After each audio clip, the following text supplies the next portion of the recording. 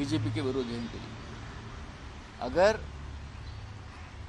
ये election commission संवैधानिक अधिकारों का और मर्यादा का पालन करते तो बाला साहब ठाकरे जी की शिवसेना, जो लोग हमसे बाहर गए हैं छोड़कर कुछ विधायक, उनके हाथ में नहीं देते। तो इलेक्शन कमीशन में तो शिकायत करके आप क्या करोगे? ना आप राष्ट्रपति के पास जाकर न्याय मिल सकता है यहाँ, ना इलेक्शन कमीशन। बस अब एक ही उम्मीद है, देश का सुप्रीम कोर्ट। बस। तो मणिपुर में हिंसा हुई, कश्मीर से लेकर मणिपुर तक हो गई है और चल रही है, उसका ऊपर कोई बोल नहीं रहा है।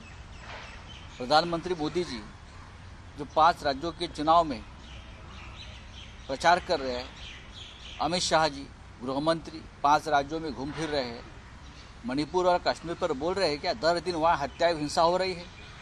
हाँ, दूसरों को ज्ञान बांटकर फिर रहे हैं ना।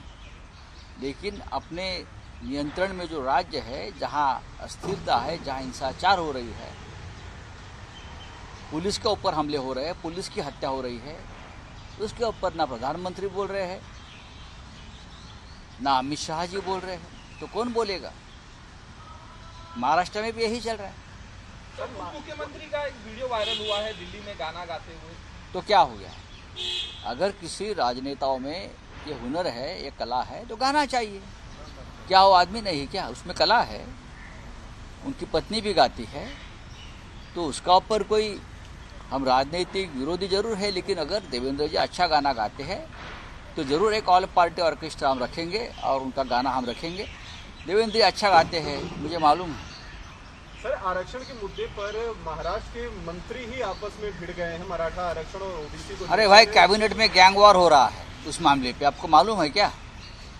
ओबीसी वर्सेस मराठा, इस मामले पर कैबिनेट में वॉर हो रहा है, कैबिनेट में गैंग वॉर हो रहा है। मुझे तो लगता है कोई मार खाएगा अंदर, एक दो मंत्री।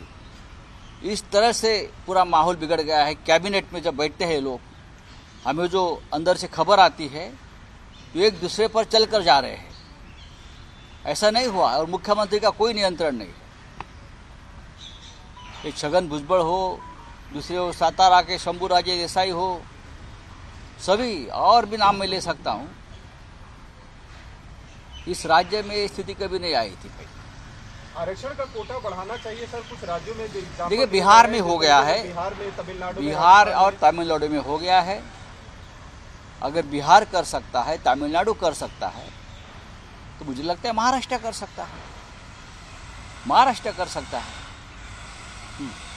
सर, नीतीश कुमार ने जिस तरीके से महिलाओं को लेकर, देखिए, नीतीश कुमार जी ने उस बारे में, माफी मांगी, लेकिन बीजेपी फिर भी उनका इस्तीफे देखो पे ही बीजेपी क्या है, करें? बीजेपी ने क्या कम बातें की है क्या अब तक? बीजेपी ने तो दर दिन देश की माफ़ी मांगनी चाहिए, ऐसे वक्तव्य है उनके। एक नेता ने, एक मुख्यमंत्री ने अगर देश ने माफ़ी मांगी है, महिलाओं की माफ़ी मांगी है, मुझे लगता है वो मामला ख़त्म हो गया। सर, यहाँ पे जो है अपनी पार्लियामेंट की पैनल ने जो है वो महिला मित्रा को जो है निकालने की बात की है, और क्योंकि जिस तरीके से उनके ऊपर एलिगेशन लगाए गए हैं, उसके साथ साथ दुबई में भी कई बार उनका आना जाना रहा है, ये सारी चीज़ें अभी सामने आई है और मैंने अब तक देखा नहीं है, ना पढ़ा है। जब मैं पढ़ूंगा तो बात करूंगा। सर, महाराष्ट्राच्या मंत्रिमंडळामध्ये आरक्षणाच्या मुद्द्यावर प्रचंड घमासान सुरू आहे. अनेक म्हणजे ओबीसी विरुद्ध मराठा असा वाद, घमासान जे सुरू आहे ओबीसी विरुद्ध मराठा, हा महाराष्ट्र जातीपातीमध्ये तोडण्याचा, फाडण्याचा जो प्रयत्न सुरू आहे त्याला यश मिळतं. याचं कारण असं की महाराष्ट्रामध्ये अत्यंत कमजोर, दुर्बळ आणि अस्थिर सरकार बसलेलं आहे. मुख्यमंत्र्यांना कोणी जुमानत नाही. मुख्यमंत्री लादलेले आहेत दिल्लीनं, भाजपवाले त्यांना जुमानत नाही. माझ्या माहितीप्रमाणे सध्या जे काय युद्ध सुरू आहे ओबीसी विरुद्ध मराठा, कॅबिनेटमध्ये गँगवॉरसारखी परिस्थिती आहे. टोळी युद्ध आहे कॅबिनेटमध्ये या विषयावर. एखाद्या मंत्र्याच्या अंगावर दुसरा मंत्री धावून जाण्यापर्यंत परिस्थिती निर्माण झालेली आहे. या राज्यामध्ये असं चित्र कधीच नव्हतं. मुख्यमंत्री जर आपल्या मंत्र्यांवर नियंत्रण ठेवू शकत नसतील तर मंत्रिमंडळाचं प्रमुख म्हणून त्यांना बसण्याचा अधिकार नाही. छगन भुजबळ एक बोलताय, शंभूराजे देसाई दुसऱ्या टोकाला बोलतायत, इतर मंत्री तिसरं टोक आहे, आणि मुख्यमंत्री या विषयावरती मौन बाळगून. मनोज जरांगे पाटलाने 24 डिसेंबरची डेडलाईन दिलेली आहे. 24 डिसेंबरनंतर या महाराष्ट्रात काय होईल हे कोणीच सांगू शकत नाही. जरांगे पाटलांनी मुंबईचं नाक बंद करण्याची एक जो इशारा दिलेला आहे तो या मुख्यमंत्र्यांनी गांभीर्याने घेतला नाही तर मला असं वाटतं या देशामध्ये महाराष्ट्राची बेआबरू होईल. इतकंच मी आत्ता सांगू शकतो. सर, धनगर समाज के लोग भी कल भीड़ में निकले हैं, वो भी अपनी तरफ से ताकत दिखाने की कोशिश करें. आरक्षण की मांग हा महाराष्ट्र पूर्णपणे जातीपातीमध्ये विभागला आणि फाटला गेला. हे राज्य अशा पद्धतीनं कधीच झालं नव्हतं. याचं कारण गेल्या 7, 8, 10 वर्षामध्ये ज्या पद्धतीचं जातीय राजकारण या महाराष्ट्रात केलं. आता लोकांना बाळासाहेब ठाकरे आठवतील पुन्हा एकदा. बाळासाहेब ठाकरेंची जी भूमिका होती की सर्व मराठी माणसामधले जातीभेद गाडून आपण एकत्र असायला पाहिजे म्हणून शिवसेना स्थापन झाली. आज दुर्दैवानं ते चित्र नाही आहे, नष्ट झाले. मुख्यमंत्र्यांनी असा आरोप केला जे मंत्रिमंडळात आहेत की खोटी प्रमाणपत्र बनवली जातात ओबीसी असल्याची, कुणबी असल्याची आणि गावागावांमध्ये हे सुरू आहे. आता तुम्ही गंभीर आरोप केला. काय वाटतं आपल्याकडे काय? नाही, माझ्याकडे काहीच माहीत नाही. छगन भुजबळ मंत्री आहेत. ओबीसी समाजाला ते नेहमी मार्गदर्शन करत असतात. त्या समाजाचे ते नेते आहेत. त्यांच्याकडे माहिती असेल तर त्यांनी पोलिसांकडे द्यावी, मुख्यमंत्र्यांकडे द्यावी, समोर ठेवावी. हवेत गोळीबार करून का उपयोग? काँग्रेस ईडीकडे गेलेला आहे इलेक्शन कमिशनच्या विरोधात. काय वाटतं त्यांना काही कारवाई होईल? इलेक्शन कमिशन काय कारवाई करणार? इलेक्शन कमिशन हे सीबीआय आणि ईडी प्रमाणे भारतीय जनता पक्षाचा पिंजऱ्यातला पोपटच आहे. ज्या पद्धतीनं शिवसेनेच्या बाबतीत महाराष्ट्रात इलेक्शन कमिशननं निर्णय घेतला हा पूर्णपणे केंद्र सरकारच्या दबावाखाली घेतला. बाळासाहेब ठाकरेंनी स्थापन केलेली शिवसेना, उद्धव ठाकरे यांच्या नेतृत्वाखालची शिवसेना, जिथे ठाकरे तिकडे शिवसेना हे असताना त्याने 20-25 आमदार इकडे तिकडे गेले म्हणून संपूर्ण शिवसेना एका फुटीर गटाच्या हातात ठेवावी याच्यामध्ये इलेक्शन कमिशनची नियत आणि बिघडलेलं चरित्र दिसतं आहे. अशा इलेक्शन कमिशनकडे जाऊन काय नाही मिळणार आहे. हे सगळे पोपट आहेत सरकारचे. शरद पवार हयात आहेत, पक्षाचे संस्थापक, आणि त्यांचा पक्ष अजित पवारला दिला जातो.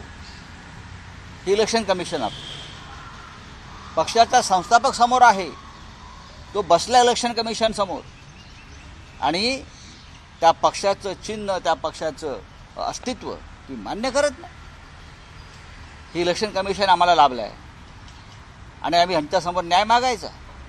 मुंबईच्या ज्या शाखेला उद्धव ठाकरे भेट देणार आहेत त्या शाखेच्या जागी एकतर नवीन शाखा बनण्यास शुभारंभ करण्यात आलाच आहे, पण कालच त्या ठिकाणी कंटेनर शाखा बसवण्यात आली. एक लक्षात घ्या, काम सुरू करण्यात आलेलं आहे. हे बघा, मुख्यमंत्री आणि त्यांच्या लोकांची जी माफियागिरी सुरू आहे ही औटघडकीची आहे. मी परत सांगतो, आज तुमच्या हातात सत्ता आहे, पोलीस आहे. बाळासाहेब ठाकरेंच्या काळात निर्माण झालेला शाखा तुम्ही ताब्यात घेताय आणि आता बुलडोजर फिरवताय. हा माज आणि मस्ती फार काळ राहणार नाही. आम्ही माननीय उद्धव ठाकरे आम्ही सगळे चाललो 11 तारखेला. आम्ही जाऊ, पाहू ना काय होत आहे ते.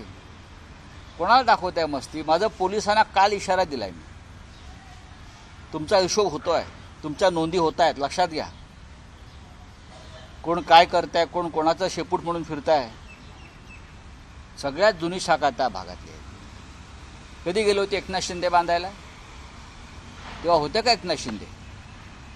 आज जे ताबा घ्यायला जात आहेत त्या शाखेचा, बाळासाहेब ठाकरेंपासून ती शाखा आहे आणि तुम्ही फक्त सत्ता आणि पैशाच्या जोरावर ती शाखा ताब्यात घेताय, बुलडोजर फिरवताय. त्या शाखेमध्ये बाळासाहेबांची तसबीर आहे. त्या शाखेत छत्रपती शिवाजी महाराजांचा पुतळा आहे. तुम्ही त्याच्यावर बुलडोजर फिरवताय. कोणाचं राज्य आहे हे? मोगलांचं राज्य आहे का? मोगलाई सुरू आहे इथे, पाहू ना. सर, शरद पवार गुट का आज सुनवाई है, अपना पक्ष रखने के लिए इलेक्शन कमीशन ने आज का डेट दिया है. पिछली कोई फायदा नहीं होगा, अपना दावा किया था. कोई फायदा नहीं होगा, कोई फायदा नहीं, कोई सुनवाई नहीं होगी. सुनवाई का फार्स होता है. हम उस स्थिति से गुजर गए हैं, हमें मालूम. कोई फायदा नहीं.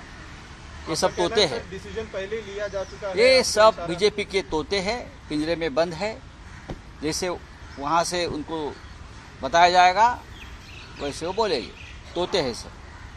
तो मुख्यमंत्री ने कहा है ओबीसी मराठा मामले में इस तरह की बयानबाजी ना हो कि दिवाली से पहले कुछ। सबसे पहले आपने मंत्री को बोलो, सबसे पहले ये जो मार्गदर्शन है, सलाह जो है, ये एडवाइस है, अपने मंत्रियों को दीजिए, अपने लोगों को दीजिए, बाकी हम देख लेंगे। Thank you.